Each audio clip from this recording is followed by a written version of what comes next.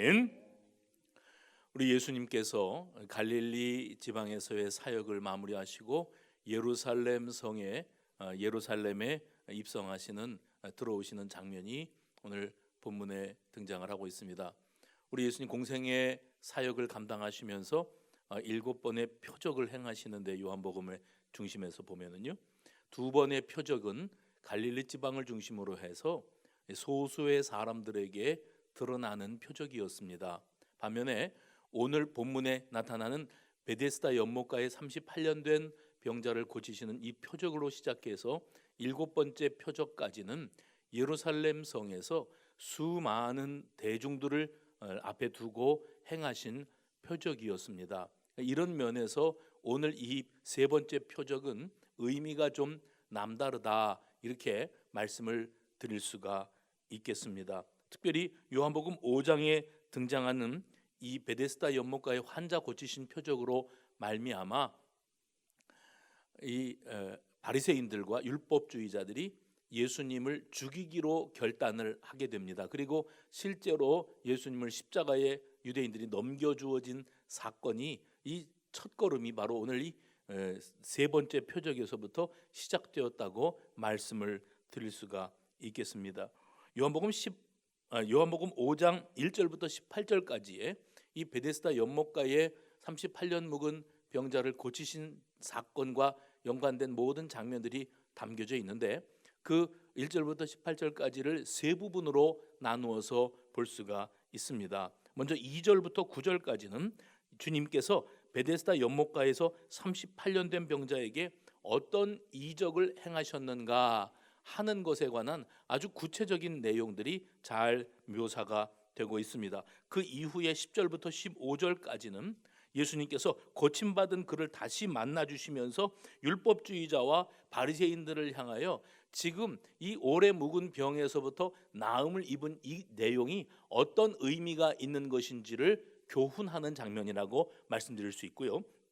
그 이후에 16절부터 18절까지의 말씀은 이제 읽어보시면 이 일로 말미암아 안식일에 병 고친 사람들의 병을 고치시는 예수님의 이 이야기를 목격하거나 전해들은 율법주의자들, 바리새인들이, 유대인들이 예수님을 죽이기로 결심하게 되었다 하는 내용이 16, 17, 18절에 기록이 되고 있습니다. 여러분이 오늘 이 요한복음 5장에 나오는 이 사건을 묵상하고자 하실 때에 염두에 두셔야 될 것은 그냥 단순히 어떤 환자가 있었는데 그가 참 오랜 세월 동안 한 질병으로 말미암아 고통을 당하고 있었는데 예수님 만나서 그 병에서 나았다, 치유받았다, 완치되었다 하는 것이 오늘 본문의 주된 내용은 아닙니다. 이 사건을 통해서 우리 주님이 들려주시기를 원하시는 메시지가 분명히 있는 거거든요.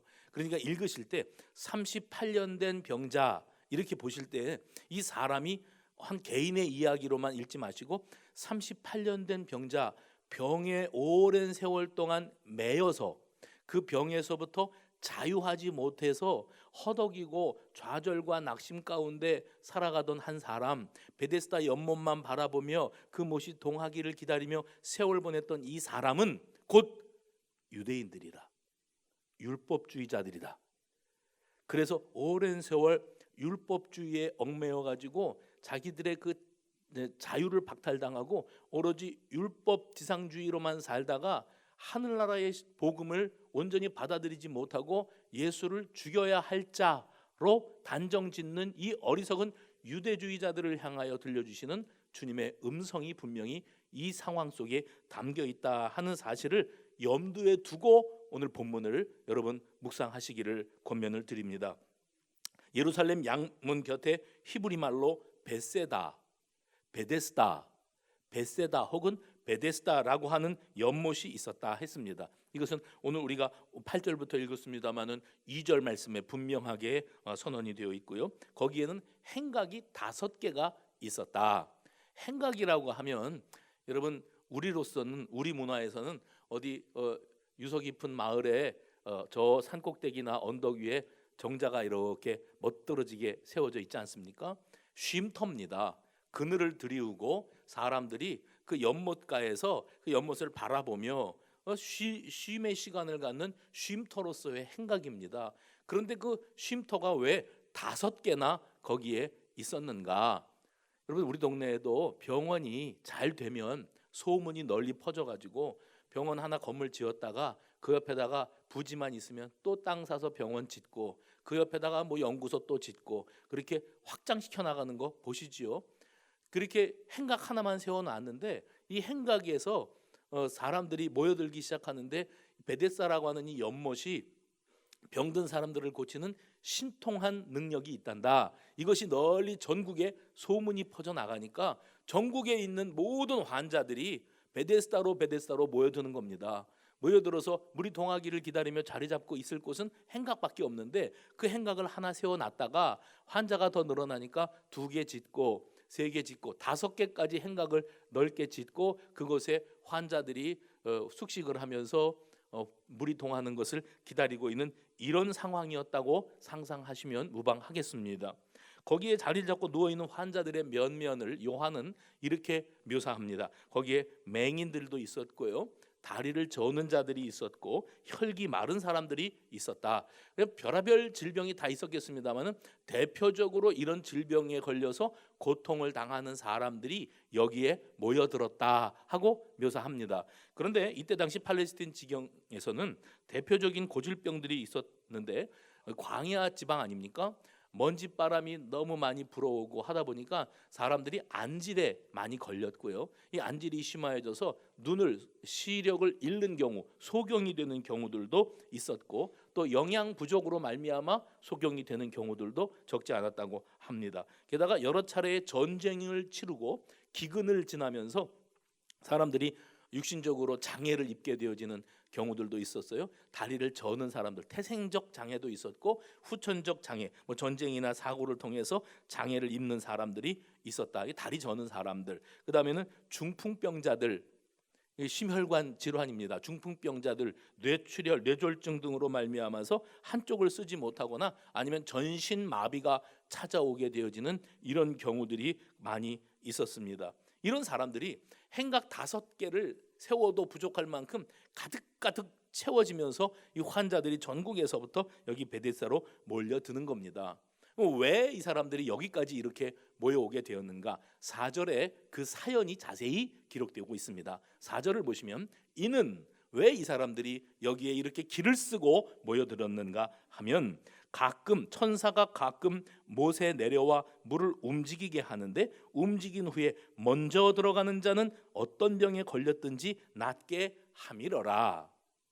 근데 여러분, 이 문장을 잘 보시면 낫게 함이러라 라는 표현은 어떤 표현인가 하면 반드시 사람들이 먼저 그 베데스다 연못으로 뛰어들어가면 나은 사람이 있고 나았다는 증거가 있고 그리고 많은 사람들이 그 사실을 확실히 안다, 이렇게 표현되어 있지는 않습니다. 낫는다는 소문이 있고 그런 전설이 있고 사람들은 그것을 신뢰하게 되었고, 왜요? 물에 빠진 사람이 지푸라기라도 잡는 심정인 겁니다.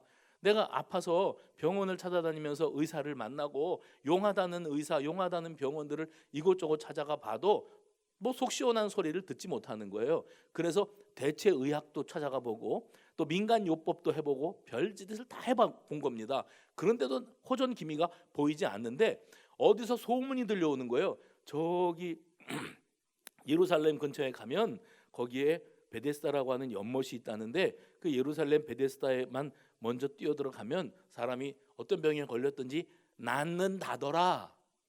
낫는다는 소문이 있고 그런 전설이 있다. 그러니까 그 소식만 듣고 낫기를 원하는 사람들이 누구든지 혹시나 하는 마음으로 뭐 만사를 제쳐놓고 베데스다 연못가로 꾸역꾸역 모여들게 되어지는 겁니다. 여러분, 혹시 간헐천이라는 말을 들어보신 분들이 계실 겁니다. 이 간헐천이라는 것은 지각 변동이 일어나거나 더 깊은 땅 속에서 말이죠, 땅 속의 지층이 어떤 압력에 의해서 움직임을 갖게 되었을 때에 갑자기 그 물이 솟구쳐 올라오는 현상을 간헐천이다, 이렇게 말을 합니다. 근데 이때 당시에 사람들이 이 베데스다 연못이 간헐천이라 간혹, 그러니까 정기적으로 뭐 일주일에 한 번, 한 달에 한 번, 1년에 한 번 이게 아니고 불규칙한 거지요. 땅 속의 움직임이니까 그래서 이 간헐천이 갑자기 용솟음 치면서 물이 끓어오르는 것처럼 요동을 치는 이런 현상들을 봤습니다. 그래서 사람들이 그 현상에다가 전설을 붙이는 거지요. 그래서 그 전설처럼 이야기를 만들어내는 겁니다. 뭐 제주도에 가면은 돌 하루방이 있는데 그 코를 만져 주셔야 뭐를 낳는다. 뭐 일단 쓸데없는 소문들을 퍼뜨려서 사람들이 이제 가면 그래도 이거 만지면 뭐 부자가 된다더라 그러면 예수 믿는 사람들도 에이 나는 그런 거 미신이라서 안 믿어 그러면서 만지고 가더라고요. 왜냐하면 기왕이면 아니면 그만이고 기왕이면 그게 맞으면 걸려들면은 또 좋은 일이고 하니까 만지더라고요. 목사님들도 다 만지시던데요. 그거 뭐 다 늙은 사람들도 아들 낳겠다고 또 그거 만지고 막 그러던데요. 근데 이 베데스다 연못에는 그런 전설이 소문이 났어요. 누구든지 물이 이렇게 동할 때에 먼저 뛰어드는 사람은 낳을 걸 낳는다던데. 그러면 누가 낳았는데 몇 명이 낳았는데 언제 낳았는데 거기에 대한 확실한 증거는 없어요. 그냥 널리 그런 이야기가 만들어져 퍼졌는데 사람들이 그렇다면 하고 자기가 병들어 고통당하니까 개인화 해가지고 거기에 달려왔는데 많은 사람들이 다 그 소식 듣고 몰려온 사람들이 질병 동창생들이 거기에 가득 모여 있었던 겁니다. 그런데 물이 갑자기 동하는 것은 천사들이 내려와가지고 천사가 내려와서 물을 휘저어가지고 물이 끓어오르는 것처럼 되는 건데 이 사람이 이 먼저 들어가면 낫는다는 이 치유에 관한 신비한 이야기 그겁니다. 그 이야기가 여기에 등장을 했습니다. 물에 빠진 사람 지푸라기라도 붙잡는다는 심정으로 고질병으로 고통받는 사람들은 사실 그런 적도 없고 다 헛소문이고 그렇게 고침받은 사람도 없다고 할지라도 내가 첫 번째 치유받는 사람이 될지도 모른다는 그런 희망사항이지요. 그런 기대감을 가지고 이번이 마지막이다 하고 절박한 심정으로 베데스다 연못가에 이 사람들이 모여 있는 겁니다. 그러니까 저도 이제 경험해 보는 건데요. 아프다, 뭐 몸이 어디가 안 좋다 그러면 별 이야기가 다 귀에 들려옵니다. 근데 절박하거든요. 답답하고 불편하니까 별 이야기가 다 들어옵니다. 어디 가면 용한 의사가 있다. 또 어떤 방법으로 취하면 된다. 안 되면 민간요법으로 뭘 주워 먹으면 된다. 또 어디에 가서 뭐 침도 맞고 뭐 한방 치료도 하고 그러면 된다. 아니다. 그거 갖고 안 되고 이렇게 해야 된다. 이걸 먹어야 된다. 뭐 수백 가지 수천 가지 이야기가 다 들어옵니다. 근데 이제 이분들이 하는 말씀에 그 특징이 있더라고요, 여러분. 그게 뭔지 아십니까? 쉬쉬하면서 하는 거예요. 뭐라 그러냐면 사실은 의사들도 이것 먹고 낫대요. 의사들도 대놓고는 이야기 못하지만 은밀히 추천한대요. 그래서 의사가 와가지고 고침받고 갔대니까 그게 뭐냐면 자기들이 이게 과학적이고 의학적인 이 보장이 없는 겁니다. 그러니까 공신력이 떨어지니까 여기에다가 힘을 싣기 위해서 사람들이 에이 또 속을 줄 알고 이럴까봐 공신력을 얻기 위해서 의사가 나왔다, 의사가 추천했다 그런 소리 들으셨으면 그거 다 거짓말입니다. 요즘에 유행하는 거 아시죠? 암에 걸린 어떤 사람이 동물이 먹는 구충제를 먹고 낫단다. 근데 그 소리가 인터넷을 통해서 확 퍼지니까 물에 빠진 사람이 지푸라기 붙잡는다고요. 이제 시한부 인생을 사는 마당에 고통 가운데 사는 마당에 아니면 그만이고 그냥 혹시 하고 한번 먹어나 보는 거지 하면서 그거 드시는 분들이 계시는데 의사들은 기겁을 하는 겁니다. 그거 큰일 날 일이라고 오히려 건강을 상하는 일이라고 말리면 말릴수록 우리나라 사람들은 그 특징이 있잖아요. 하지 말라는 짓은 더 해. 그러니까 해보는 거예요. 그래서 우리나라의 그 보건당국에서 혹시 그게 진짜 우연히 이게 맞아 떨어져 가지고 병에서 낫는 경우가 있지 않을까 하는 생각을 가지고 임상 실험을 해보려고 했답니다. 그래서 그 환자에게 어떤 심각한 병에 걸린 환자에게 동물 구충제를 먹이는 임상 실험을 하려다가 의사들이 기절초풍을 하고 달려들어서 그건 말도 안 되는 일이라고 만약에 그것을 임상 실험을 시작을 했다고 하면 그 사람이 낫든지 죽든지 상관없이 나라가 그렇게 했기 때문에 이것은 틀림없다고 그러고 더 난리 나서 구충제 다 없어지고 외국에서 수입하고 고양이용이든 개용이든 모용이든 다 구충제 주워 먹을 거라고. 그러면 국민 건강이 어떻게 되겠느냐고 그렇게 해가지고 실험하려다가 말았답니다. 그래서 야, 이게 사람이 절박해지면 뭐든지 다 귀에 들어오고 쏙쏙 들어오고 한번 나도 그거 해볼까 하는 마음이 드는데, 그것은 정말 너무너무 육신의 고통을 당하는 사람이 가질 수밖에 없는 그런 마음입니다. 근데 이것을 역이용해 가지고 돈벌이 수단으로 삼는 나쁜 사람들이 세상에 너무 많다는 거예요. 말도 안 되는 가격을 부르지요. 그래도 집을 팔아서라도 내 병 나을 수 있다면 하면서 사람들은 거기다가 물질을 막 쏟아 붓는 겁니다. 이런 악행들이 벌어지고 있는 상황을 생각해 보면 오늘 여기 본문에 한 사람이 이 질병으로 자그마치 38년 동안을 고통을 당하고 있어요. 이 사람이 몇 살을 살다가 죽었는지는 모르겠지만은 38년이라 그러면 자기 인생의 3분의 1, 적어도 절반 이상은 이 질병에다가 고통을 당하면서 자기 남은 생애를 살았다고 말을 해도 과언이 아니겠어요. 지금까지의 삶을 말이죠. 이런 사람에게 오늘 본문에 베데스다에 가면 물이 동하는 때가 오는데, 그게 언젠지는 모르지만 그 물이 동할 때 남들보다 먼저 거기에 뛰어들어가면 그 병에서 낫는다더라. 나았다. 나은 사람이 있다. 낫는다더라. 전설이다. 하지만 네가 혹시 그 첫 번째 증인이 될런지 누가 알겠느냐 하는 소리를 들었을 때 사람이 절망감, 좌절, 두려움 가운데 사로잡혔던 사람이 그래, 내가 첫 번째 증인이 돼보자, 체험해보자. 그리고 작심을 하고 거기에 가서 대기하는 거죠. 그런데 오늘 본문 말씀을 보시면 이 상황에서 아주 주목할 만한 단어가 하나 있습니다. 4절 말씀에 보시면 물이 움직인 후에 먼저 들어가는 자는, 이런 표현이 나와요. 해봅시다. 먼저. 이 먼저라고 하는 단어를 여러분이 유심히 보실 필요가 있습니다. 사람들은 이 간헐천이라고 하는 자연현상, 여기에다가 일종의 전설, 신화를 만들어서 붙였습니다. 그래서 이야기거리를 만들었고 이것이 널리 소문이 퍼졌는데, 그런데 이렇게 만들었으면 얼마나 좋아요. 신화를 기왕 만들어도 물이 동할 때 그 동한 물에 사람들이 들어가면 다 나았다 이렇게 되면 좋은데 조건이 있습니다. 먼저 들어가야 돼요. 그러니까 누구만 낫냐면 1등만 낫는 거예요. 그것이 참 희한하지요. 기왕에 물이 동했으면 한 100명쯤 한꺼번에 풍덩풍덩 빠져도 다 나아야 공평하고 참 설득력이 있어 보일 것 같은데, 단 조건은 1등이어야 돼. 먼저 해봅시다. 먼저. 여기에 뭐가 들어가냐면 경쟁의 논리가 들어갑니다. 경쟁의 신화가 만들어집니다. 병들어 고통당하는 사람들은 이 베데스다 연못에 있는 경쟁 논리에 노예가 되고 마는 거죠. 거기 먼저라고 하는 조건에 내 모든 마음을 빼앗기고 시선을 빼앗기고 사고 생각을 다 거기다가 쏟아붓는, 일단은 들어가긴 들어가는데 2등은 소용없어요. 1등만 살아남는 거예요. 여기에 생존 경쟁 논리가 자리 잡게 됩니다. 그래서 그들은 기다리는 겁니다.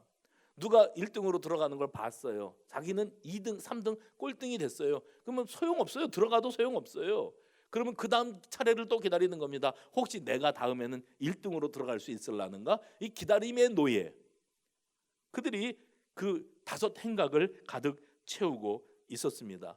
이런 경쟁 논리 때문에, 먼저가 되어야 된다는 논리 때문에 여기에 병든 사람들 입장이 다 똑같습니다. 그리고 병들면 얼마나 괴롭고 서럽고 외롭고 힘든지 이것을 환자들끼리 왜 모르겠어요. 그런데 같은 입장이어도 먼저라는 단어 하나 때문에 배려가 없습니다. 양보가 없습니다. 누군가가 먼저 들어가면 나는 그 다음이 되기 때문에 소용이 없어지는 거예요. 그러니까 생존이 걸린 문제에서는 치열한 경쟁이 붙을 수밖에 없게 되어지는 겁니다. 그런데 오늘 그 자리에 38년 된 환자가 있었다. 예수님께서 그 환자를 보시고 그 병이 벌써 오래된 병이라는 사실을 아시고 그리고 그에게 말씀하셨대요. 보시고 아셨답니다. 그런데 그에게 질문을 던지시는데 이렇게 질문하셨어요. 예수님이 내가 낫고자 하느냐? 저는 이 질문이 별로 마음에 안 듭니다. 그리고 잘 이해가 안 갑니다. 이 상황에서 거기 낫고자 해서 거기 왔지 낫고자 하느냐는 질문은 하나마나한 질문이에요. 근데 예수님께서 낫고자 하느냐 하는 질문을 하신 것은 지금 이 자리에 이 38년 된 환자 하나만 있는 것이 아니고 수많은 사람들이 경쟁자로 거기에 함께 존재하고 있다는 사실을 우리 예수님이 아셨기 때문이었습니다. 그들 가운데 뭐가 있었는가 하면 절망감이 있었어요. 그리고 동시에 희망도 존재하고 있었어요. 어떤 사람은 나는 1등이 될 수 있다, 그러니 기다릴 가치가 있다 하고 기다리고 있는 거고요. 어떤 사람은 나는 다른 사람들이 나보다, 이 사람이 그 얘기했죠, 나보다 먼저 뛰어들어가는 모습을 지금까지 수없이 지켜봤다. 아무도 나를 도와주지 않아. 그러니 나는 영원한 낙오자야. 나는 이미 이 못에 먼저 들어가기는 틀려먹었어. 그러니 나는 남들 잘 되는 모습만 지켜보면서 이렇게 살아가야 되는 낙오자가 될 수밖에 없는 거지 하는 그런 절망감, 그 계속 연거푸 이어지는 좌절과 상처의 마음을 예수님이 알고 계셨다는 겁니다. 그래서 굳이 왜 이런 질문을 하셨을까 싶지만, 내가 낫고자 하느냐 하는 질문은 예수님이 다분히 의도적으로 던지고 계시는 질문이라 이렇게 이해하시면 되겠습니다. 주님은 이 사람의 마음을 흔들어 보고 계세요. 다른 사람들보다 먼저라고 하는 이 경쟁에서 너는 언제든지 먼저가 될 수 없었지, 1등이 될 수 없었다. 그래서 남들이 1등하는 모습을 지켜보면서 한없이 부러워했겠지. 그리고 나는 이렇게 살다가 이렇게 죽겠구나 하는 좌절감과 실망감이 너를 연거푸 몰아세우고 있었겠지. 이 체념 상태에 빠져 있는 이 환자의 심정을 주님이 모르시지 않으셨다는 거예요. 네가 낫고자 하느냐 하고 물으시는데 7절 말씀해 보시면 이 사람이 지금 자기의 심정을 고스란히 예수님에게 표현을 합니다. 어떤 마음을 가지고 있어요? 주여, 물이 움직일 때에 나를 못에 넣어주는 사람이 없어 내가 가는 동안에 다른 사람이 먼저 내려가나이다. 자기가 먼저여야 하는데 다른 사람이 먼저 간다는 겁니다. 이것이 현실이라는 거예요. 나도 1등하고 싶어요. 나도 성공하고 싶어요. 나도 출세하고 싶어요. 나도 사람들의 부러움의 대상이 되어보고 싶어요. 그런데 현실은 그것을 허락하지 않아요. 근데 그 이유가 뭐라고 그랬죠? 나를 못에 넣어주는 사람이 없어. 나를 못에 넣어주는 사람이 없어. 너 왜 그러고 살고 있니? 그러면 사람이 없어요. 운이 없어요. 돈이 없어요. 백그라운드가 없어요. 나에 대해서 신경 써주고 관심 가져주는 사람이 없어요. 그래서 내가 오늘날 이렇게 남들보다 먼저가 될 수 없는 이유가 여기에 있는 겁니다.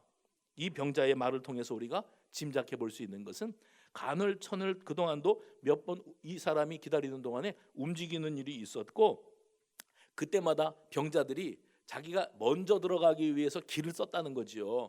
자기 힘으로 뛰어들어갔든지 누구의 도움을 받아서 뛰어들어갔든지 1등하는 사람들을 지켜보고 있었어요. 근데 자신은 아무도 돌봐주지 않아요. 도와줄 사람이 없어. 사람이 없어. 그들 중에 먼저 뛰어들어간 사람이 완치되어 갔다 하는 기록은 오늘 성경에는 나오지 않습니다. 근데 저들에게 있어서 정말 중요한 것은 병이 낫는 것도 아니었어요. 사실은 들어가서 병 나려고 여기 모였는데 이제 모든 관심은 먼저에 가 있습니다. 먼저 1등하는 게 일단은 급해요. 병 낫고 안 낫고는 두 번째 문제예요. 사람들의 관심이 여기에 메어지게 되었을 때 그들은 정말 이제 이 베데스다 연못의 노예가 되고 마는 것이었겠지요. 일단 중요한 것은 들어갈 수 없는, 먼저가 될 수 없는 현실의 문제가 그를 가장 아프게 했습니다. 그래서 이 먼저 들어가고자 하는 희망의 끈마저도 이 환자는 놔버리고 마는 거예요. 나는 1등을 할 수가 없으니 나을 수도 없겠다 하는 마음을 갖고 있었으니 예수님이 너 정말 낫고자 하느냐 하는 질문 속에 어떤 의미를 담으시고자 했는가 하면, 지금은 너에게 이 병에서 나올 수 있는, 지금 네가 이 병에서부터 완치될 수 있다고 하는 희망이 아직도 남아 있느냐? 네가 낫고자 하느냐? 그 질문은 이런 의미가 있고요. 또 하나는 네가 만일 지금이라도 이 현실을 뛰어넘을 수 있는 믿음으로 나를, 예수를 바라볼 수 있겠느냐 하는 의미가 여기에 담겨져 있습니다. 여기에 우리는 다시 한번 이 병자의 7절의 고백을 생각해 볼 필요가 있습니다. 지금 이 병자는 아주 큰 실망과 좌절과 상처를 안고 있어요. 그리고 자기와 같은 입장에 있었던 그 동료, 이 환우들에게서조차도 완전히 소외되어 있었고 버림받은 사람, 낙오자였습니다. 자신이 물에 들어가 있는 동안에 다른 사람들이 먼저 들어가 버렸어요. 배려가 없어요. 양보가 없어요. 희생도 없습니다. 무서운 생존 경쟁만이 여기에 자리 잡고 있는 겁니다. 그래서 그동안 그가 느꼈던 많은 좌절감과 분노가 이 말 속에 뒤섞여 있는 것을 볼 수가 있어요. 나는 언제든지 먼저 될 수가 없을 겁니다. 나를 도와주는 사람이 없으니까요. 나는 먼저가 될 수 없을 겁니다. 앞으로도 아마 먼저가 될 일은 없을 것 같습니다. 저는 이 상황에서 당시의 유대인들의 모습을 지켜봅니다. 그리고 오늘날 현대 그리스도인들의 모습, 이 성도들의 모습을 바라보게 됩니다.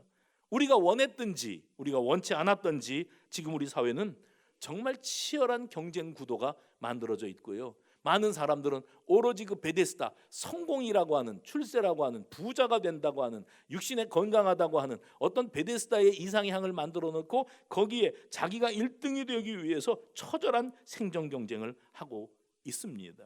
남들보다 앞서야만 살아남을 수 있다고 하는 이런 논리가 우리 사회를 지배하고 있다는 겁니다. 결국은 누군가는 1등은 여럿이 될 수 없잖아요.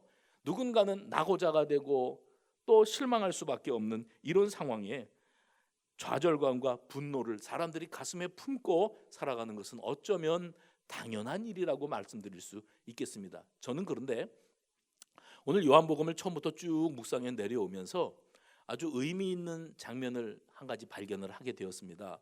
그건 뭐냐면 예수님이 행하셨던 그 첫 번째 이적이 뭐냐면 갈릴리 가나 혼인잔치에서 무엇으로 포도주를 만드셨죠? 물로 포도주를 만든 사건이 있었습니다. 그리고 요한복음 4장에 보면 예수님께서 이 한 여인을 만나서 대화를 나누시는 장면이 나와요. 이 사마리아 여인이었는데요. 이 사마리아 여인과 대화를 나누시는데 그 대화 중에 예수님이 이런 말씀을 하셨어요. 내게 물을 좀 달라고 하는 이가 누구인 줄 알았더라면 내가 그에게 구하였을 것이요 그가 뭐를 주었어요? 생수를 내게 주었으리라. 여기 예수님께서 물로 포도주를 만든 사건도 등장하고 한 사마리아 여인과의 대화에서 물에 관한 말씀을 하시면서 이 물을 달라고 하는 자가 누구인지를 알았다면 그가 너에게 생수를 주었을 것이다. 물에 대한 이야기를 하셔요. 그런 다음에 오늘 본문 말씀 요한복음 5장으로 들어와서도 이 모든 사건이 물을 중심으로 되어진 사건이었다. 베데스다 연못 이 사건도 사실 사람들이 물에 뛰어들어가는 문제였다 하는 것으로 연관이 되어 있더라고요.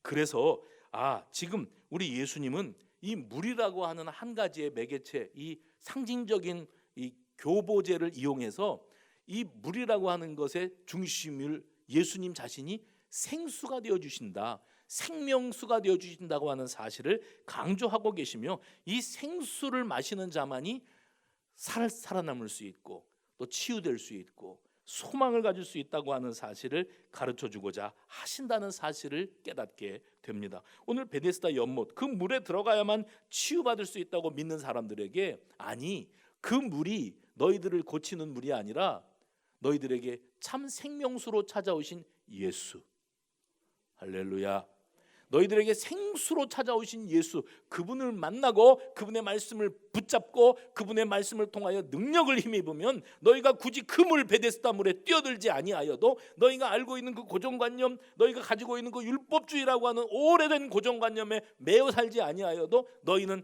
하나님의 나라에 들어갈 수 있고, 할렐루야, 구원받는 하나님의 자녀가 될 수 있다 하는 그 중요한 메시지가 오늘 이 베데스다 연못가의 사건 세 번째 표적에 등장하고 있는 겁니다. 그래서 진정한 치유의 힘은 베데스다 물에 있는 것이 아니에요. 생명을 얻는 자리는 베데스다 연못이 아니에요. 예수님을 만나면, 예수님을 모시면, 그분을 따르면 우리는 완전한 해방을 체험하고 자유를 얻게 되고 주님의 제자로 새 생명을 얻게 될 줄로 믿으시기를 바랍니다. 가만히 묵상해 보면 예수님은 사람들이 철석같이 믿고 있었던 이 간헐천 베데스다 물이 움직이는 것보다 더 놀라운 움직임을 보여주고 계셨습니다. 그게 어떤 움직임이에요? 말씀의 능력. 해봅시다. 말씀의 능력. 말씀의 능력이 살아있고 그 말씀의 능력이 사람을 살리고 일으키는 권세가 있다고 하는 사실을 보여주시는 거예요. 너희들은 베데스다밖에 모르지. 왜냐하면 병들었으니까. 주워들은 소문은 있지. 거기에 먼저 뛰어드는 일에다가 목숨을 걸지. 1등이 되어야 살아남는다는 고정관념에서 이만큼도 움직일 수가 없지. 그러나 봐라, 너희가 그 물에 들어가지 아니하여도 생수가 되시는 예수를 만나면 너희는 완치될 수 있다. 아멘을 16명만 할 줄은 상상도 못했어요. 너희는 완치될 수 있다. 너희는 능력을 받고 새로운 삶을 시작할 수 있다. 이 고정관념, 베데스다에 꽂혔어요. 그것밖에는 안 보여요. 한눈 팔 겨를이 없어요. 물이 언제 움직일지 모르니까, 1등을 빼앗기면 안 되니까 예수님이 보실 때 안타까우신 거예요. 너희가 베데스다에 들어갈 생각만 하고 다른 말은 들리지도 않는구나. 다른 것은 보이지도 않는구나. 말씀의 능력이 살아있다고 하는 사실을 그들에게 깨우쳐 주시기를 원하셨습니다. 이렇게 하심으로 오직 한 곳 베데스다에 시선 고정하고 움직일 때 먼저 그곳에 뛰어들기를 원하였던 이 사람들을 향해서 거기 뛰어들 생각에 사로잡혀 있느라고 다른 것 보지도 못하고 있는 저들을 해방시켜 주기를 원하시는 거예요. 베데스다가 살 길이 아니다. 예수만이 살 길이다. 결국 예수님이 의도하신 것은 병에 사로잡힌 데다가 먼저라고 하는 신화에 매여서 종살이하고 있는 거예요. 경제적인 문제, 질병의 문제, 자녀의 문제, 가정의 문제, 사회적인 문제, 여러 가지 문제에 우리가 사로잡혀 있어요. 그리고 우리는 남들보다 먼저 더 많은 것을 확보해요. 왜냐하면 내가 살아야 되니까. 내가 살고 봐야. 이 신화에 사로잡혀 있었던 환자들에게 먼저 해방시키시는 것이, 먼저가 필요한 것이 거기에 있지 아니하고 주님의 음성에 있었다는 사실을 깨닫게 해주세요. 그리고 말씀하십니다. 일어나 내 자리를 들고 걸어가라. 해봅시다. 일어나라, 걸어가라. 그렇게 명령하셨더니 그 사람이 즉시 나와서 걸어갔대요. 일어나라. 그랬는데 이 환자는 나는 베데스다에 들어가야 일어나는데 나아지니까요. 베데스다에 들어가야 일어나는데, 그런데 예수님이 일어나라 그랬을 때 이 사람이 무슨 말씀하시는 거예요? 내가 베데스다에 아직 못 들어갔다니까요. 먼저 들어가야 되는데 그걸 못하고 있다니까요. 그러면 아마 그 사람은 지금도 거기 누워 있었을 거예요. 일어나라 그러는데 이 사람이 자기 의지대로 했는지 아니면 자기도 모르게 일어나졌는지 일어났습니다. 걸어가라 하시니 그는 멀쩡히 걸어갔습니다. 더 이상 누워서 38년을 보냈던 환자가 아닌 겁니다. 하나님의 말씀의 능력이 그를 일으켰고 그를 가게 하였는 줄로 믿으시기를 바랍니다. 예수님이 의도하신 것은 여기에 있어요. 병에 사로잡히고 먼저라고 하는 신화에 사로잡혀서 거기에 매어 살아가는 네가 그 자리에서 일어나라. 모든 희망을 거기다 걸고 살았던 네가 잘못 짚었다. 그 방법으로 네가 살 길이 열려지는 게 아니다. 예수를 만나고 예수의 은혜가 임하고 하나님의 성령의 기름 부으시는 역사가 나타날 때 우리는 비로소 이 오랜 세월 동안 자유하고 싶은데 자유하지 못해요. 나도 행복하고 싶은데 행복하지 못해요. 나도 육신에 건강하고 싶은데 건강치를 못해요. 이 모든 것에서 주님을 향하면 주님의 말씀의 능력이 그를 반드시 일으켜 세우실 줄로 믿으시기를 바랍니다. 남들보다 먼저여야만 살아남을 수 있다고 하는 것은 이 사회가 만들어 놓은 신화입니다. 치열한 생존 경쟁이에요. 남들이야 낙오자가 된 사람들이야 어떻게 되든 말든 일단 나만 고침받으면 돼요. 나만 먹고 살만 하면 돼요. 나만 건강하고 우리 집안만 평안하면 돼요. 이게 지금 사회의 논리입니다. 근데 예수님의 말씀은 그 귀에 들려지는 음성이 아닌 실제적인 능력으로 그들에게 나타나셨는데 그 음성이 바로 일어나라였어요. 태초에 하나님께서 천지 만물을 창조하실 때 말씀으로 창조하셨습니다. 빛이 있으라 했더니 빛이 있었대요. 말씀이 그냥 허공을 울리는 소리가 되어서 사라진 게 아니라 그 말씀이 실제적인 능력으로 나타났습니다. 오늘도 예수님이 빛이 있으나 하셨던 그분이 일어나라 하시니 그가 일어날까 말까 고민하지 않아도 저절로 몸을 벌떡 일으키게 되어지는 능력이 여기에 나타나게 되었던 겁니다. 그래서 저는 이렇게 표현하고 싶어요. 38년 된 이 환자는 기어이 일어나고야 말았다. 누구 때문에요? 말씀의 능력으로 말미암아. 할렐루야. 오늘 28절 29절 오늘 여러분 본문을 보시면 안 읽은 부분인데 뒤쪽에 가서 보면 5장 28절 29절 보시면 이런 구절이 있습니다. 이를 놀랍게 여기지 말라. 무덤 속에 있는 자가 다 그의 음성을 들을 때가 오나니 선한 일을 행한 자는 생명의 부활로 악한 일을 행한 자는 심판의 부활로 어떻게 해요? 나오리. 여기 나오리라고 하는 단어가 있습니다. 이 나오리라고 번역된 단어가 오늘 본문 8절에서는 일어나라 이렇게 번역되어 있는 겁니다. 똑같은 단어를 어느 곳에서는 일어나라라고 번역했고 어떤 곳에서는 나오리라 이렇게 표현을 했어요. 다시 말하면 38년 된 병자가 일어나게 된 것은 낙오와 절망으로부터의 일어남입니다. 먼저가 되어야 된다고 하는 사고방식의 고정관념에서부터 일어나는 겁니다. 그리고 생명과 부활의 일어남과 밀접한 연관이 있다고 하는 사실을 여러분이 기억하실 필요가 있습니다. 그래서 오늘 본문 말씀을 다시 묵상하면서 우리가 깨닫게 되어지는 게 하나 있습니다. 오늘 본문에 보면은요, 예수님께서 이 사람 고쳐주신 다음에 이제 오늘 본문에서 다시 이 사람을 만나거든요. 근데 가서 다시 그런 병에 걸리지 않도록 죄를 짓지 말라고 예수님이 당부하세요. 그러면 지금 이 사람이 그 오랜 세월을 질병에 매여서 살게 된 근본 원인이 분명히 있었다는 겁니다. 근데 그것은 또 죄와 밀접한 연관이 있었다는 겁니다. 의사 중에 용한 의사, 잘 고치는 의사는 내가 선생님 아파 죽겠습니다. 그러면 어디가 아프신데요? 여기가 아픕니다. 아, 여기가 아픈 것은 이런 병일 가능성이 있는데 그러면 그 아픔을 제가 사라지게 해드릴까요? 그래서 그 사람이 주사를 놔주거나 약 처방을 했는데 그거 치료받고 고통이 사라졌어요. 나았단 말이죠. 나는 지금 괴로웠는데 그 괴로움에서 벗어나게 해줬으니 그 사람은 용한 의사입니까? 아니요. 진짜 용한 의사는 따로 있습니다. 왜 그게 아프게 되었는지. 왜냐하면 낫는 게 능사가 아니라 재발이 안 돼야 되잖아요. 근데 재발이 되는 이유는 뭐냐면 생활이 안 바뀌는 거예요.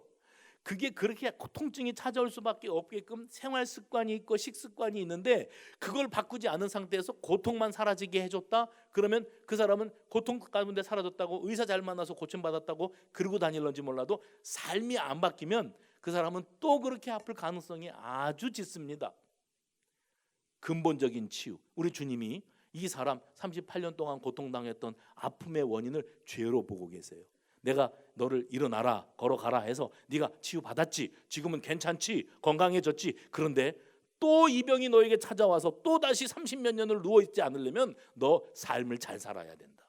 이게 근본적인 치유를 말씀하고 계시는 겁니다. 오늘 우리 자신이 우리 스스로를 돌아보는 시간이 되어지시기를 바랍니다. 그래서 내가 이 당장의 어렵고 힘든 문제에서부터 벗어나는 것만이 능사가 아니고 우리 주님께서 나를 어떤 눈으로 바라보고 계시는가, 안타깝고 답답하고 참 아픈 마음으로 아버지의 심정으로 우리를 바라보시면서 어쩌다가 그렇게 됐냐. 그래 아픈 거는 치료 잘 받으면 나을 수 있어. 그런데 문제는 너 또 아프다. 너 또 그것 때문에 오랫동안 속상하고 고통당한다. 근본 문제는 뭐예요? 또 다시 과거로 돌아가서는 안 되는 거예요. 이스라엘 백성들이 율법주의에 매여서 삽니다. 38년 된 병자의 이야기가 유대인들의 이야기라고 말씀을 드렸어요. 그리고 그들의 고정관념은 베데스다 연못가에 뛰어들어야 낫는다는 사람들처럼 그들의 고정관념은 율법. 왜 안식일 날 그딴 짓을 해? 병을 고쳐주려면 안식일 아닌 날 해도 되잖아. 여기에 시비를 걸고 예수를 죽이고 싶도록 미워하게 된 유대인들, 율법주의자들이 자기들의 그 베데스다에서 벗어나지를 못하는 거예요. 그 율법주의에서. 중요한 문제는 사람이 예수 만나고 하나님 나라에 산 소망을 두고 십자가 복음을 들어야지. 이것 이외에 당장에 내 급한 문제에서 주님 돈 좀 주세요, 주님 병 좀 고쳐주세요, 주님 우리 자식길 좀 열어주세요, 그거 해가지고 그 문제가 해결되었다고 다 능사가 아닌 거예요. 근본적으로 우리 모두가 나를 위하여 십자가의 대속의 죽음을 죽으신 예수 그리스도를 인격적으로 만나는 일이 가장 시급한 살 길인 줄로 믿으시기를 바랍니다. 유대인들은 베데스다 연못가의 그 신화에 완전히 몰입되어 있었고 물이 움직일 때 먼저 뛰어 들어가는 자가 살아남는다고 믿고 있었어요. 그런데 유대인들은요, 율법주의가 사실은 그들이 이 환자들이 가지고 있었던 베데스다의 신화보다 유대인들이 가지고 있는 이 율법주의 신화는 천만 배, 억만 배만큼 더 강한 것이었습니다. 그래서 그들은 유대인들의 그 율법과 이 안식일을 범하는 이런 일을 행한 자가 누군가 하는 마음을 품게 되었고요. 그리고 예수님이 다시 이 병 들었다가 고침받은 자를 만나 주셨을 때 그에게 당부했던 말이 너에게 있어서 정말 급한 일은 그것이 아니라 오늘 또다시 죄를 범하지 않고 또다시 과거로 돌아가지 않는 일이다 하는 것을 깨우쳐 주시는 문제, 이 죄의 문제를 예수님이 건드리시는 거죠. 그러면서 예수님을 바라보고 예수님을 통하여 이 문제가 근본이 해결될 때에서야 비로소 그가 온전한 치유, 해봅시다. 온전한 치유, 완전한 건강은 당장 고통을 사라지게 하는 것이 능사가 아니고요,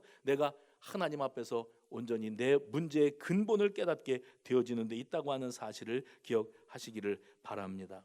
38년 된 병자는 치유받기 위한 이 치열한 경쟁 사회 속에서 이미 낙오했고, 이미 좌절했고, 실망했고, 그리고 분노했고, 남의 탓, 사람이 없어 남의 탓하고 세상을 원망하면서 살아왔습니다. 그런데 예수님은 그런 죄도 범치 말라고 말씀하셨어요. 제가 얼마 전에 뉴스를 접하면서 이런 뉴스를 읽어봤습니다. 그 엘리트 코스를 밟고 공부를 잘해서 명문 학교를 나오고, 그리고 대기업의 입사 시험에 치루어서 치열한 경쟁을 뚫고 합격한 청춘이 있어요. 근데 이 사람이 그 치열한 경쟁을 뚫고 대기업에 입사를 해놓고서 금방 사표를 던진다는 거예요. 우리 사회의 풍토가 요즘엔 그렇대요. 왜 그렇게 남들 다 떨어뜨리고 들어갔다가 금방 사표 쓸 것 같으면, 그러면 남들이나 열심히 다니게 그 시험에 1등이나 하지 말든가, 그렇게 실력을 가지고 1등 해놓고서는 안 다니겠다는 거예요. 이유는 이겁니다. 하나는 연봉 조건이 나하고 안 맞아, 더 받아야 되겠어. 또 한 가지는 뭐냐면, 내가 개인적으로 사회 여가 생활을 즐겨야겠는데 여가 생활이 확실하게 보장이 되어 있지를 않아. 그래서 나는 그만두겠어. 그리고 그만두는 사람들이 나온다는 거예요. 어려서부터 우리가 공부를 열심히 하라고 애들에게 가르쳐 줍니다. 열심히 공부하는 이유는 좋은 학교에 가기 위함입니다. 남들보다 좋은 학교에 들어가서 소위 성공 신화의 주인공이 되고, 그 자녀를 둔 부모로서 어깨를 펴고 큰 소리 한번 쳐보고 싶은 거예요. 우리 아들이, 우리 손주가 명문 학교에 척하니 붙어줘야 내가 어깨도 살고 큰 소리도 치고 하겠는데, 그게 안 되면은, 그러니까 세상 사람들이 다 얼마나 많은 낙오자들을 양산하고 살아갑니까? 그래서 말하기를 이 사회 구조가 이렇게 되었으니 어쩔 수 없는 일이라고들 말을 해요. 그렇게 승승장구하고 그렇게 명문학교에 들어가고 취업 경쟁에서도 보란듯이 그 취업의 문을 뚫고 활짝 열어제치고 들어간 순간, 나를 만족시켜줄 수 없는 조건이라면 나는 다시 해보겠다, 처음부터 다시 하겠다, 여기에 과감히 모든 것을 포기하는 이런 사람들을 보면서 저는 깨닫습니다. 지금 우리 사회를 보이지 않는 어떤 강력한 그 이데올로기가 장악하고 있구나. 그것은 뭐냐면 약육강식의 이데올로기입니다. 치열한 생존 경쟁 사회 속에서 먼저가 되어야만 살아남을 수 있다고 하는 그런 이데올로기, 율법주의의 이데올로기, 승자가 모든 것을 독식하고 나머지 사람들은 아무것도 없는 사회가 되는 것이 당연하다고 받아들여지는 이런 이데올로기가 이 사회를 지배하고 있다는 거예요. 오늘 우리 주님은 우리에게 베데스다의 표적을 보여주시면서 말씀하십니다. 속지 마라, 거기서 일어나라, 그리고 걸어가라. 우리 주님은 우리가 안식하기를 원하세요. 우리는 뭘 위해 경쟁합니까? 남들보다 더 많이 벌기 위해서 경쟁합니까? 여가 시간을 즐기기 위해 경쟁합니까? 성공 신화의 주인공이 되기 위해서, 단지 내가 살아남기 위해서, 세상의 부러움의 대상이 되기 위해서 우리는 치열하게 먼저가 되기 위해서 열심히 노력하고 삽니까? 아닙니다. 하나님이 우리에게 주시는 사명을 감당하기 위해서, 구원 사역에 동참하기 위하여, 창조 질서를 회복하기 위하여, 인간의 인간다움을 회복하기 위하여, 그리고 하나님 나라를 세워가기 위해서 우리는 열심히 일해야 되는 사람들인 줄로 깨달으시기를 바랍니다. 지금 우리 사회, 우리 시대는 베데스다 연못가를 지배하고 있었던 그 이데올로기가 가득 차 있습니다. 낙오자는 살아남을 수가 없어요. 소망이 없어요. 그리고 세상을 원망하고 세상 탓만 하고 살아갈 수밖에 없어요. 주님은 나도 원치 않았고 나도 모르는 사이에 낙오자가 되어버린, 낙오자가 될 수밖에 없었던, 그래서 입에서 나오는 소리는 사람이 없어, 운이 없어, 돈이 없어, 백그라운드가 없어 내가 오늘 이러고 산다고 말하고 있는 우리를 향하여, 아니 속지 마라, 일어나라, 네 자리를 털고 일어나라. 너는 나를 만나면 된다. 예수를 만나면 된다. 그 자리를 털고 일어나 걸어라. 율법주의에 사로잡혀 있었던 이 율법주의자들 바리새인들을 향하여 주님은 외치시는 거예요. 안식일 안식일 안식일. 그래, 너희들은 그 안식일에다가 목숨을 걸고 살아가면서 정말 사랑의 정신을 놓치고 하나님 아버지의 마음을 너희들은 이만큼도 깨닫지를 못하는구나. 그 율법주의에서부터 벗어나라. 그리고 그 자리를 들고 걸어가라. 너는 베데스다에 들어갈 필요가 없는 인간이다. 여러분, 우리는 오로지 베데스다에 먼저 뛰어들어가는 것만이 내 인생의 답이요 대책이라고 여기지만 주님은 웃고 계시는 거예요. 베데스다가 너를 살리지 않는다. 하나님의 말씀이 능력이 돼요. 우리를 치료하시고 우리를 일으키시고, 처음부터 다시 하겠습니다. 우리를 일으키시고 우리를 치료하시고 우리를 살게 하실 줄로 믿습니다. 그럼에도 불구하고 우리는 여전히 베데스다에 눈이 꽂혀 있어요. 다른 건 보이지가 않아요. 그게 통할 때 먼저 1등 해야만 내가 세상의 성공자가 된다고 여기고 있어요. 주님은 말씀하십니다. 아니, 그게 아니다. 그 길이 아니야. 속으면 안 돼. 오로지 주님께서 말씀하시는 그 음성을 듣고 일어나 걸어갈 수 있는 우리 모두가 되어지시기를 간절히 바랍니다. 감사의 고백입니다. 오로지 베데스다만 바라보던 우리 눈을 열어 예수 만나게 해주심에 그리 아니하실지라도, 그럼에도 불구하고 다 이해할 수 없을 때라도 감사합니다. 기도합시다. 하나님 감사합니다. 감사합니다. 이 세상에는 얼마나 많은 베데스다 연못이 존재하며 사람들은 거기 먼저가 되기 위해서 목숨을 걸고 뛰어들어갑니다. 그러나 우리 주님은 너는 베데스다에 들어갈 필요가 없다. 나고자여 일어나라, 걸어가라 말씀하시오니 오늘 우리 온 수성 가족들이 현실의 베데스다에서 한 걸음 뒤로 물러나 주님을 만나게 하시고 그 능력의 음성을 들으며 제기하게 하옵소서. 예수님의 이름으로 기도하옵나이다. 아멘.